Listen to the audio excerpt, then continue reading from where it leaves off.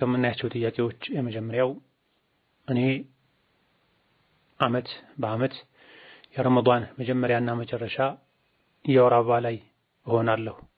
ረመዳንን ንጹህ ሆኜ ባለመቀበሌ እንዲሁም የዒድ ሶላት ባለመስገዴ አላህ ስለማይወደኝ ነው እያልኩ እጨነቃለሁ።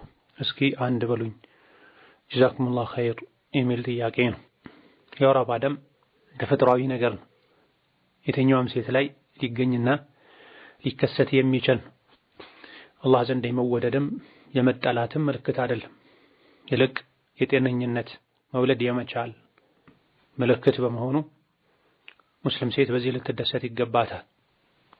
ነቢዩ ዓለይሂ ሰላቱ ወሰላም ሐጅ ላይ ሆነው አይሻ ከሳቸው ጋር እየተጓዙ ሐይዳቸው በመጣ ጊዜ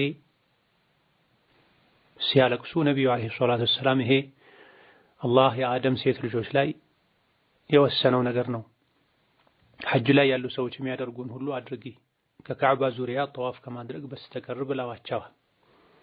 ስለዚህ ረመዳን ላይ ሐይድ የሆነች ሴት ዚክር ማብዛት፣ ዱዓ ማብዛት፣ ሰደቃ ማብዛት ትችላለች። ቁርአን መቅራት ይቻላል አይቻልም የሚል ኺላፍ እንዳለ ከመሆኑ ጋር ትክክለኛው ቁርአኑን በቀጥታ በባዶ እጅ ሳይነኩ ቁርአን መቅራት ትችላለች። ለይለቱል ቀድር ሌሊቶች ላይ ዒባዳ ማድረግ ትችላለች ከሶላት ውጪ ያሉ ዒባዳዎች።